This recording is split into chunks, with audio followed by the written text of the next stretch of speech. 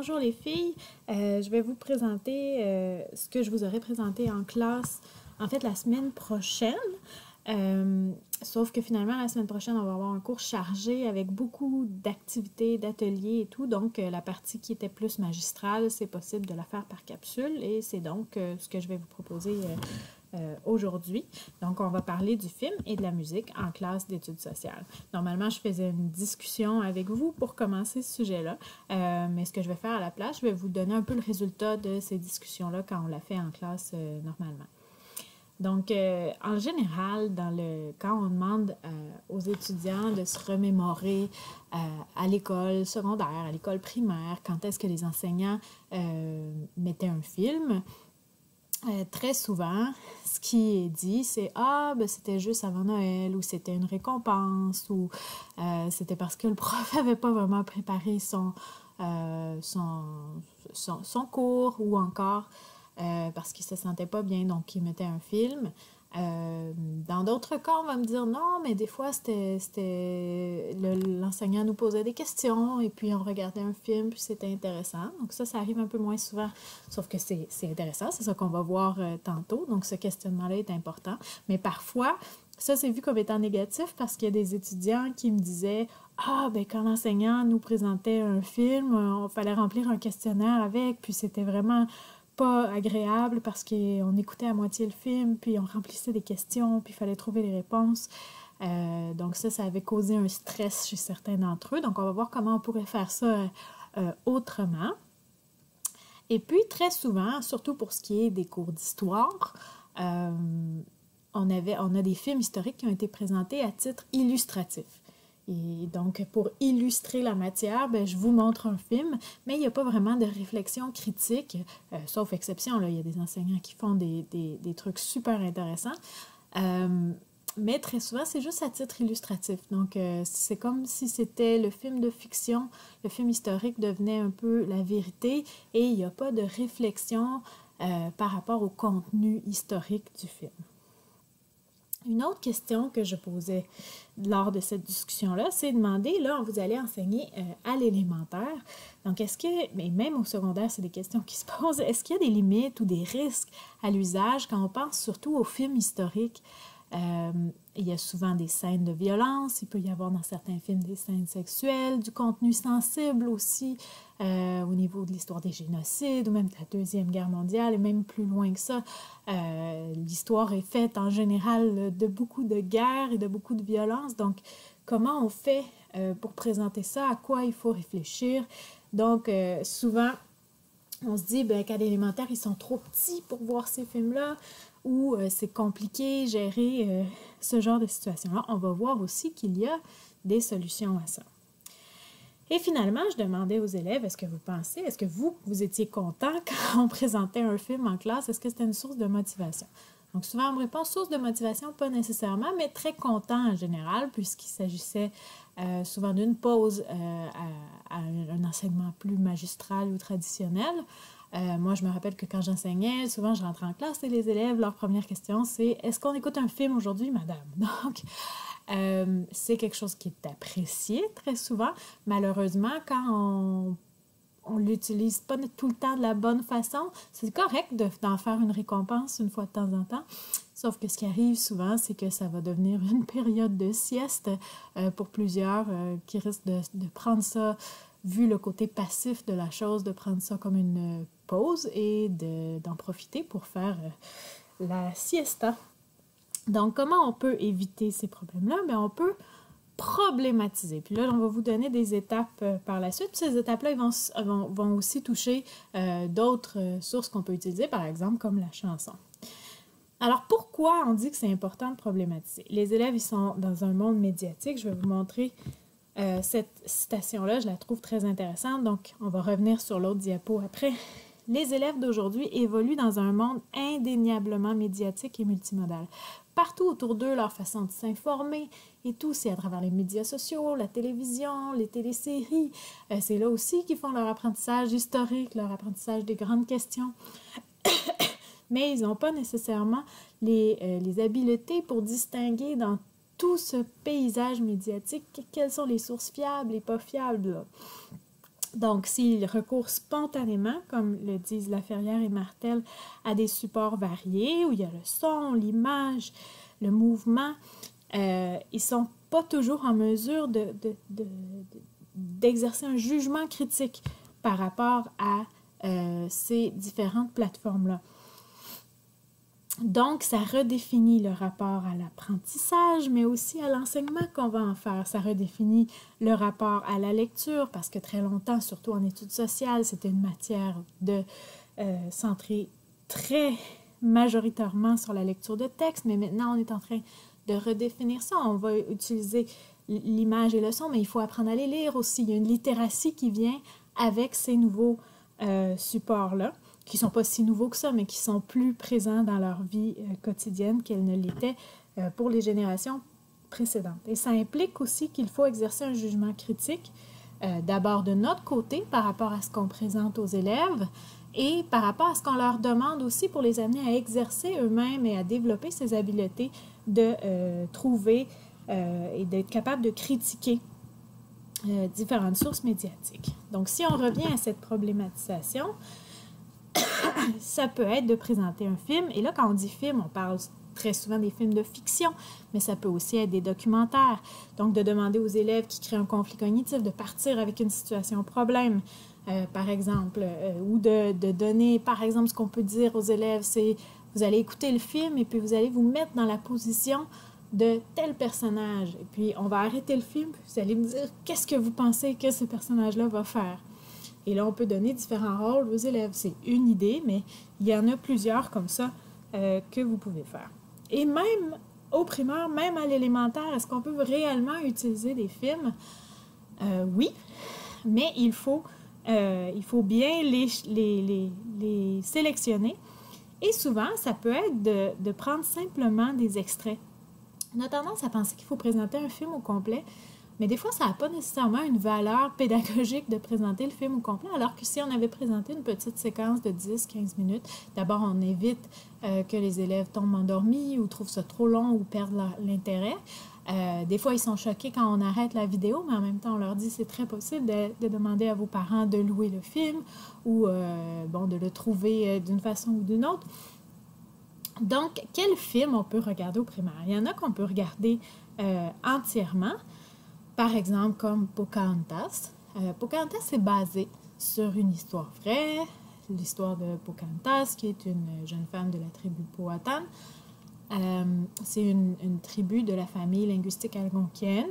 Donc, il y a le moyen ici de faire des liens, puisque la famille algonquienne se retrouvait aussi dans les terres qui sont aujourd'hui le Canada. Donc, même si Pocahontas se situe dans ce qui est aujourd'hui les États-Unis, on peut faire des liens avec le Canada. Maintenant, il faut se questionner sur le fait que c'est Disney qui a produit le film. Il y a plusieurs éléments historiques qui sont vérifiables, mais malgré tout, cette histoire d'amour, elle n'a pas existé. Donc, il y a des personnages qui sont là, mais on en a fait une œuvre de fiction. Et il y a plusieurs personnes, si vous faites une recherche en ligne, vous allez trouver énormément de sites. Et là, c'est à vous de vérifier une fois de plus cette fiabilité, mais la fiabilité des sites et des auteurs. Mais si vous regardez, surtout en faisant une recherche en anglais, on trouve énormément de sites Internet qui ont fait une analyse très détaillée de la validité historique du film. Il y en a d'autres qui se sont plus intéressés aux stéréotypes de genre, aux stéréotypes racistes même si ce racisme, il n'est pas évident à prime abord. Donc, il y a plusieurs analyses qui se font, qui ont été faites et qui critiquent certaines parties du film. Ça ne veut pas dire de ne pas l'utiliser, mais ça peut être intéressant d'aller voir ces critiques-là et peut-être de constater nous-mêmes certaines choses qu'on voit dans ce film-là qui sont anachroniques ou qui sont différentes et poser des questions aux élèves. Pensez-vous que ça s'est vraiment passé comme ça? Pensez-vous qu'elle aurait vraiment pris cette décision-là, etc. D'autres films. Il y a le film Nouvelle-France qui a été produit au Québec. Comme la Nouvelle-France fait partie du programme de 5e année, ça peut être intéressant. C'est aussi une histoire d'amour. Il y a des éléments qui peuvent être intéressants là, donc je vous l'ai mis. Il y a tous les Astérix, une bonne façon d'aller travailler la conceptualisation du temps avec le concept d'anachronisme, par exemple. Charlie Chaplin, si vous ne le connaissez pas, je vous invite vraiment à juste faire une petite recherche sur YouTube, vous allez trouver plein de choses. Charlie Chaplin, c'est génial parce que là, on peut vraiment aller sélectionner un petit 10 minutes par-ci ou par-là. Et ce qui est extraordinaire avec Charlie Chaplin, c'est que là aussi, on a une source primaire. C'est-à-dire que pour certains événements historiques, si on pense à la deuxième phase d'industrialisation au début du 20e siècle ou si on pense à la Deuxième Guerre mondiale, on a là des sources primaires puisque Charlie Chaplin en était le témoin et il en a fait des films où il a tourné des situations à l'absurde, de façon humoristique, mais il y avait là une dénonciation de situations. C'est vraiment très riche. Moi, je pense toujours à une scène qui provient du film Les temps modernes, donc Modern Times. Si vous allez chercher sur YouTube, vous pouvez trouver facilement en cherchant la machine à manger, The Eating Machine, et vous allez trouver ça, ça va avec Modern Times, et vous allez trouver ça très, très drôle. Et c'est une critique des chaînes de montage, de cette idée du rendement et de la productivité à tout prix. Donc, c'est une machine qui permet à une machine fictive, évidemment, mais qui permet à l'employé, à l'ouvrier, de continuer à travailler même pendant sa pause de dîner, mais c'est hilarant. Donc ça, je vous suggère vraiment d'aller le voir et il y a moyen de poser des questions après sur le capitalisme ou sur les usines, la deuxième phase d'industrialisation, beaucoup de belles choses. Sur la Deuxième Guerre mondiale, si on travaille avec des élèves un peu plus vieux, on peut regarder The Great Dictator, donc c'est une personnification évidemment de Hitler, mais dans le film, il n'a pas ce nom-là, mais il fait beaucoup d'éléments très intéressants. Il y a un discours absolument magnifique aussi à la fin du film. Il y a aussi des films qui sont beaucoup plus difficiles que vous ne pourriez pas regarder en entier avec les élèves. Si vous vous intéressez à l'histoire des États-Unis, de l'indépendance américaine, il y a The Patriot. Mais au Canada et en lien avec le programme, moi je vous recommande Black Robe, Robe noire. C'est un film qui a été produit dans les années 90. C'est un vieux film, mais c'est vraiment intéressant. Donc, Robe noire, c'est un missionnaire qui va partir à l'aide avec un groupe de montagnais et donc d'Amérindiens qui va partir en vue d'évangéliser les Hurons, qui sont de l'autre famille linguistique iroquoienne, alors que les montagnais sont algonquins. Et là, on voit à la fois les relations entre colonisateurs et autochtones, et on voit aussi très bien les tensions entre les différentes familles et les différentes nations autochtones à l'époque et l'impact de l'arrivée des colonisateurs sur ces tensions-là aussi. C'est vraiment intéressant à ce niveau-là. C'est intéressant aussi au niveau de la philosophie et des aspects plus spirituels. Donc, on voit comment les Autochtones, l'importance du rêve, par exemple, dans leur spiritualité. Donc, plusieurs éléments là à aller voir, mais ce seraient des séquences de 5-10 minutes au maximum qu'on va aller chercher. Pourquoi? Parce que sinon, le film comporte des scènes sexuelles assez détaillées, disons. Et il y a aussi beaucoup de violence et de la torture. Donc, à certains moments, on voit un doigt qui est coupé à l'aide d'un coquillage. Donc, ça peut être très perturbant pour des élèves de cet âge-là. Même, moi, je le présentais au secondaire dans son entièreté, mais les élèves étaient en 9e année, mais je devais quand même faire couper les scènes de nature sexuelle. Et pour les autres scènes, je demandais aux élèves qui n'étaient pas capables de regarder ça, de se cacher. On faisait une discussion avant, après, on se questionnait sur est-ce que ces actes-là sont pires qu'un acte avec un couteau ou pas? Donc, pourquoi une scène avec un fusil, par exemple, ne les dérange pas, mais une scène de torture comme celle-là les dérange beaucoup? Donc, on avait toutes sortes de questionnements qui étaient en lien avec ça. Ça, évidemment, c'est pour les plus vieux. Mais comme je vous dis, vous pouvez aller chercher des petits extraits qui peuvent être intéressants pour le primaire. Et vous avez aussi des vidéos avec YouTube. Vous avez accès à plein de discours politiques, par exemple, pour tout ce qui est de l'histoire récente. Si on pense à Charles de Gaulle sur le balcon de l'Hôtel de Ville de Montréal qui dit « Vive le Québec libre ». Vous allez le trouver très facilement en cherchant sur YouTube. Vous avez des vidéos de Pierre-Éliott Trudeau lors des référendums. Donc, plein de choses comme ça que vous pouvez aller chercher qui sont des sources primaires. Ce qui peut être intéressant aussi, c'est des documentaires ou des extraits de reportages télévisés. Quand vous allez sur la base de données de la bibliothèque de l'Université d'Ottawa, vous avez accès à Curio, C-U-R-I-O. Je vous suggère vraiment de mettre pause à cette vidéo-là en ce moment et d'aller voir sur le site. C'est vraiment incroyable parce que ça vous donne accès à tous les reportages de Radio-Canada et de la CBC.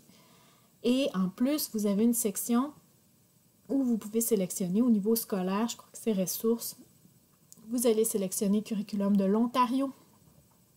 Puis, vous pouvez sélectionner études sociales. Vous allez voir que vous pourriez en prendre pour vos cours de français, pour vos cours de sciences. Donc, tous les documentaires qui sont produits par Radio-Canada, CBC, c'est vraiment extra. Après, je ne sais pas ce qui arrive une fois que vous terminez votre diplôme, si vous continuez d'avoir accès aux bases de données de l'Université d'Ottawa, ça serait à vérifier. Dans tous les cas, la première chose, et ça on va le voir dans les étapes, la première chose qu'on va avoir à faire, qu'on utilise n'importe quel type de source, en fait, on devrait le faire. On doit aussi le faire quand on utilise un film, une vidéo, une chanson. On doit critiquer les sources. Donc, on va aller voir les types de... On va d'abord se demander, est-ce que c'est une source primaire? Est-ce que c'est une source secondaire? On va se questionner sur les biais qu'il peut y avoir. Ça va être à travers l'analyse. Qui le produit et pourquoi? Hein? Quand on parlait de Disney tantôt, c'est quoi l'intention?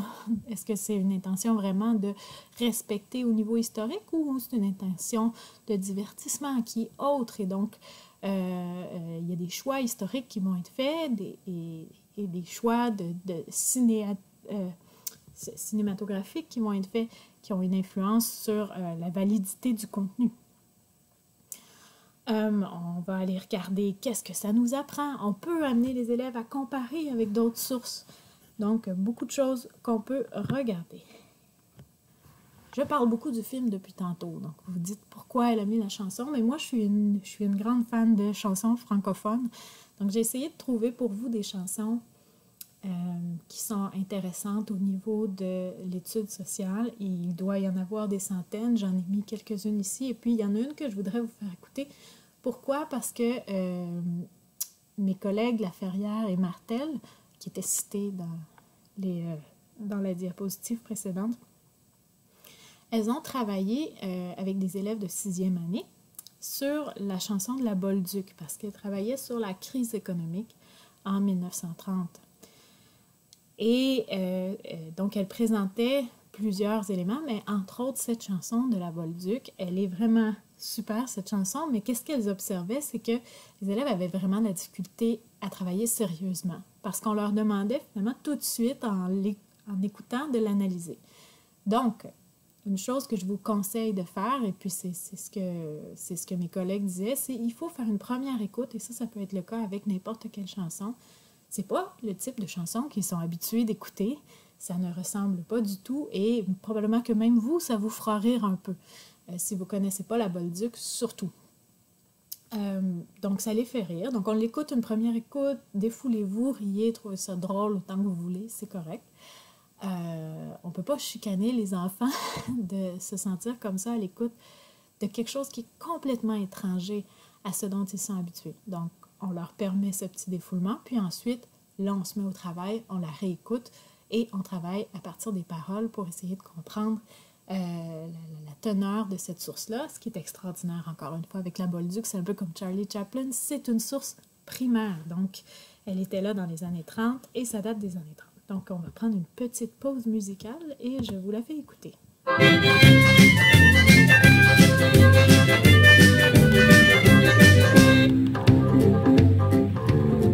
Mes amis, je vous assure que le temps est bien dur, il faut pas se décourager, ça va bien vite commencer. De l'ouvrage, il va en avoir pour tout le monde cet hiver, il faut bien donner le temps au nouveau gouvernement. Ça va venir, puis ça va venir, ne décourageons-nous pas. Oui, je te jure le cœur, et continue à faire lutter.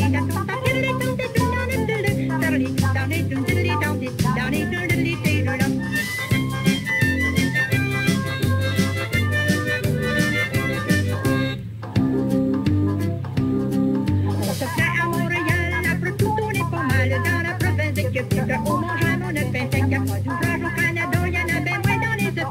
Essayez pas d'aller plus loin, vous êtes certain de crever de faim. Ça va venir, puis ça va venir, ne décourageons-nous pas. Moi j'ai toujours le cœur et je continue à faire lutter.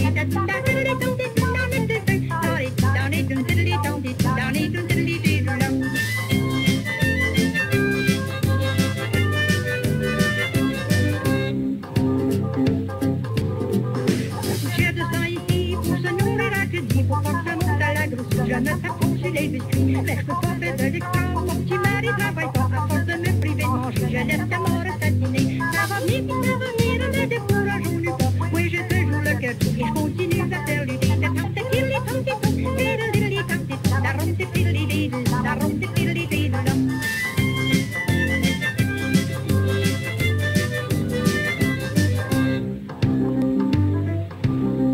Le volant mal à manger, j'ai dit tout à m'essuyer. Les talons sont tout travers et puis le bouti tout en l'air. Je suis tout pendu, la double tout décousu. Les orteils vont à travers, c'est toujours mieux que qu'on a l'air. Ça va venir, ça va venir, mais décourageons-nous pas. Oui, je te joue le cœur et je continue à faire lutter.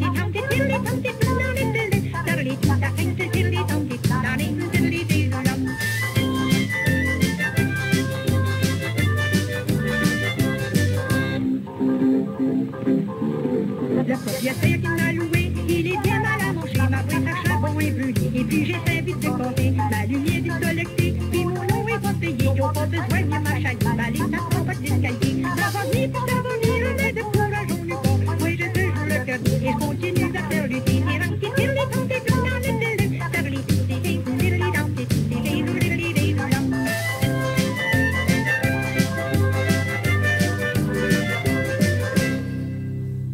Et voilà. Donc, est-ce qu'il y a d'autres chansons qui sont intéressantes? Il y en a beaucoup. Je vous en mets ici que je trouve intéressantes peut-être pour le programme qu'on a au Québec ou en Ontario. Donc, Dégénération de mes aïeux, si vous ne la connaissez pas, allez sur YouTube, allez la trouver. On parle de plusieurs générations. On voit les changements au niveau sociaux. Donc, c'est intéressant. Ça peut être critiqué parce que c'est très axé vers la nostalgie. Une espèce de le passé était bien mieux. Mais c'est tout de même une belle chanson à aller voir. Peut-être, par exemple, quand on regarde en troisième année de 1800, le Canada de 1800, le Canada aujourd'hui. Donc, comme on est là sur plusieurs générations, c'est sûr que même les arrière-grands-parents, là, c'était pas en 1800, mais c'est tout de même durant ce siècle-là. Donc, ça peut être intéressant. Comme 1 million de gens de Claude Dubois, là, on s'intéresse à la vie des ouvriers, à ce que c'était. C'est aussi intéressant au niveau de l'histoire sociale. Évangéline, vous pouvez la chercher. Il y a la version originale, puis il y a la version la Star Academy plus récente, qui a trait à la déportation des Acadiens. Donc, c'est un sujet qui vous intéresse. Plus récemment, 1990, de Jean Leloup, qui traite de la médiatisation, mais aussi de la guerre en Irak. Donc, beaucoup d'éléments là. Allez voir. Faut enlever le dernier paragraphe puisqu'il n'est pas du tout lié au reste de la chanson, mais ça peut être intéressant si on s'intéresse à ces questions-là. Bozo les culottes de Raymond Lévesque, plus pour l'aspect du Front de libération du Québec, donc le FLQ. Groupe terroriste dans les années 70. Et là, Bozo les culottes, ça montre comment finalement il s'est retrouvé à faire partie du FLQ. Donc, des chansons intéressantes. Donc, peu importe la source qu'on utilise, voici des étapes qui ont été proposées par Boutonnet. C'est beaucoup pour le film, mais ça peut s'appliquer à d'autres médiums. Donc, par exemple, ces 4 étapes. La préparation, vous allez trouver ça très particulier que je vous dise ça, mais sachez qu'il y a énormément d'enseignants qui présentent un film sans l'avoir écouté au préalable. Okay? Donc, la première chose, tout ce qui est préparation, c'est de votre côté. C'est pas en classe, c'est avant d'aller en classe. Et la première chose, c'est d'avoir écouté le film. C'est vraiment minimal. Vous avez reçu un DVD de l'Armée canadienne par la poste. Très bien. Vérifiez son contenu, choisissez des extraits. Faites pas simplement le présenter en classe parce que vous êtes mal pris.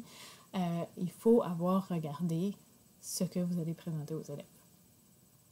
Il faut aussi se questionner sur l'intention pédagogique qu'on a. Est-ce que le film que j'ai choisi est vraiment en lien avec ce que je veux faire? Est-ce que c'est la meilleure façon d'atteindre mon but? Et quelles questions je peux poser à mes élèves à l'aide de ce film ou à l'aide de cette chanson? Encore une fois, ça vous demande d'aller regarder, d'aller sélectionner votre source, de vous demander est-ce que c'est une fiction, est-ce que c'est un documentaire. Rappelez-vous que même si c'est un documentaire, ça ne le rend pas plus véridique ou neutre.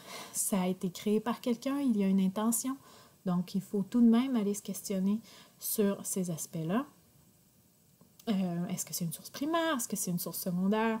Est-ce qu'on peut vérifier la validité du contenu, par exemple, en la comparant à d'autres sources qui parlent de ce même événement historique, dans le cas d'un film historique? Est-ce qu'il y a des aspects moraux ou éthiques que je dois prendre en compte? Est-ce qu'il y a du contenu sensible, etc.? Donc ça, c'est ce que vous faites avant d'entrer en classe. Maintenant, une fois en classe, j'ai 3 étapes. Ça ressemble beaucoup aux étapes pour le musée. Hein, la pré-visite, la visite, la post-visite, donc le prévisionnement, le visionnement et l'intégration. Donc, le prévisionnement, c'est qu'avant de peser sur le bouton play, je vais susciter un problème ou un questionnement chez mes élèves. Je peux leur demander leur conception initiale, leur représentation, à quoi vous pensez ou qu'est-ce qu'on a déjà appris sur les Algonquiens, si je présente par exemple Pocahontas, qu'est-ce que vous connaissez sur ce sujet-là, comment vous pensez qu'une femme pouvait agir à cette époque-là, etc. Donc, on peut aussi mettre en contexte la ressource, on peut présenter d'autres sources, on peut faire une carte conceptuelle, on peut passer le KWLC, c'est ce que vous avez appris, je crois, comme étant le SVA, donc qu'est-ce que je sais, qu'est-ce que je veux savoir et qu'est-ce que j'ai appris. Et là, le C, je ne me rappelle plus c'est quel mot en anglais, mais c'est plus lié à la métacognition, donc je peux travailler avec ça. Pendant le visionnement, je veux leur proposer une tâche. Okay? Et là, ça ne veut pas dire de remplir un questionnaire avec des questions précises et factuelles, absolument pas. Ça peut être une question générale. Pendant le film, vous allez, et là on peut donner des personnages différents aux élèves de la classe, vous allez vous mettre dans la peau de tel personnage, ou vous allez collecter telles informations, mais pas nécessairement des informations factuelles. Okay? Vous pouvez, voilà, je crois que j'ai pas mal couvert. Là, vous pouvez utiliser votre imagination aussi sur ce qu'ils peuvent faire pendant la projection. Et finalement, je veux réinvestir les informations, réinvestir ce qu'ils ont vu pendant la projection. Donc, on va revenir sur la problématique qui a été présentée au départ. On peut retracer, celui-là, je l'aime beaucoup, retravailler un scénario plus inclusif. Donc, sinon, un film qui est particulièrement stéréotypé aussi, on prend un film qui date des années 50 et qui est raciste. Pourquoi pas en présenter un extrait, mais après demander aux élèves de dire, ben là, on le refait. On refait le scénario, qu'est-ce que j'inclus? Si on a un film qui présente juste des hommes, mais comment j'intégrerais des filles dans le film pour travailler l'aspect genré? Donc, on peut aussi comparer la source qu'on a utilisée avec d'autres sources complémentaires. On peut créer un débat ou une discussion sur un enjeu historique. Donc, il y a beaucoup d'éléments. Par exemple, quand on regarde un documentaire sur la déforestation, on peut faire un débat après en classe sur cette question-là. Donc, voilà quelques idées. J'espère que ça vous donne envie de travailler et d'utiliser ce genre de ressources en classe.